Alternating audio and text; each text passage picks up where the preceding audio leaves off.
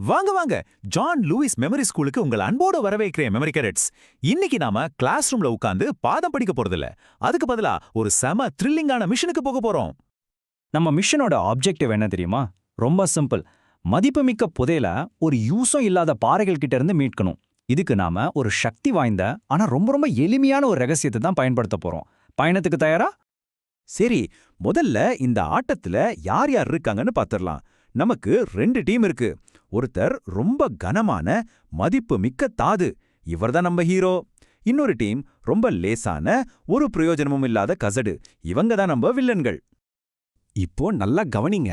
நம்ம ஹீரோவோட ஒரே சூப்பர் பவரே அவரோட எடை தான்.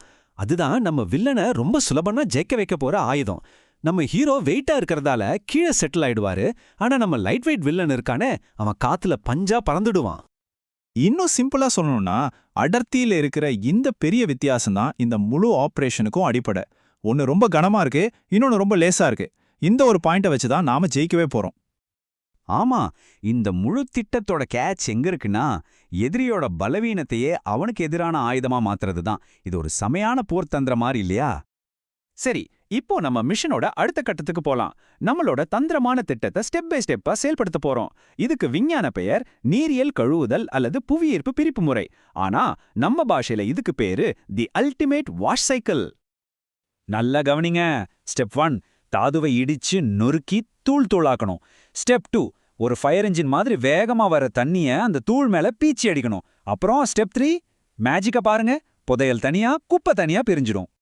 இப்ப பாருங்க இந்த பிரிவினை எவ்ளோ ஈஸியா நடக்குதுன்னு. அந்த தண்ணி வெள்ளத்துல நம்ம வில்லனுங்க, அதாவது கசடுகள் எங்க போறாங்கன்னே தெரியாம அடிச்சிட்டு போயிடுவாங்க.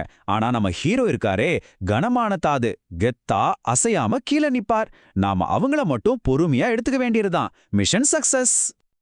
இதுவே பெரிய பெரிய ஆபரேஷன்ல நம்ம ஸ்பையிங் ஒரு அட்வான்ஸ்டு கேஜெட் யூஸ் பண்ணுவாங்க. அதுக்கு பேரு வில்ஃப்லி டேபிள். இது ஒரு சாய்வான வைப்ரேட் ஆயிட்டே இருக்கிற மேஜ். அதுல இருக்கிற பள்ளங்கள்ல நம்ம ஹீரோக்கள் மாட்டிக்குவாங்க, வில்லன்கள் மட்டும் தண்ணியோட ஓடி போயிடுவாங்க. சரி, இந்த டெக்னிக் சும்மா கதைக்கு மட்டும் இல்ல, நிஜத்திலயும் பெரிய பெரிய ஆபரேஷன்லயும் யூஸ் பண்றாங்க. அதோட சில ரகசிய ஃபைல்ஸ் இப்ப பார்க்கலாமா? வாங்க பார்க்கலாம்.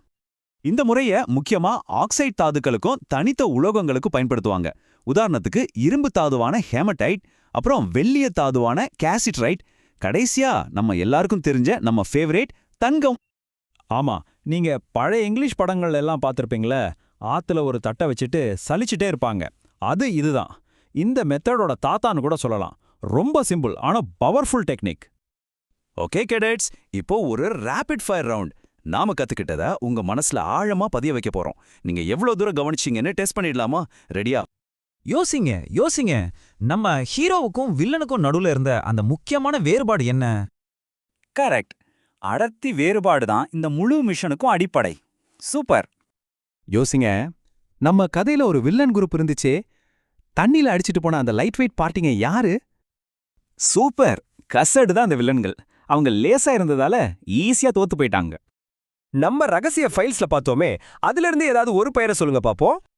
பிரமாதம். இந்த பதில்கள்ல ஏதாவது ஒன்னு சொன்னா கூட நீங்க இந்த மிஷன்ல ஜெயிச்சிட்டீங்க. வாழ்த்துக்கள் கேடட்ஸ். மிஷன் வெற்றிகரமா முடிஞ்சது. மெமரி கேடட்ஸ், நீங்க எல்லாரும் கலக்கிட்டீங்க. உங்களை நினைச்சு ரொம்ப பெருமையா இருக்கு. கஷ்டமான விஷயங்களை கூட இப்படி ஒரு அட்வென்ச்சர் மாதிரி மாத்தி தர்ற நம்ம memory grand master John Lewis அவர்களுக்கும், இந்த மிஷன்ல ஆர்வமா பங்கேற்ற உங்களுக்கும் நம்ம எல்லார் சார்பாகவும் ஒரு பெரிய நன்றி. சரி, இப்போ உங்க மூளைக்கு ஒரு சின்ன வேலை. அடுத்த மிஷனுக்கான ஒரு க்ளூ இது. யோசிச்சு பாருங்க. காந்த சக்தி இருக்கிற பொருளையும் இல்லாத பொருளையும் பிரிக்கணும்னா என்ன பண்ணுவீங்க?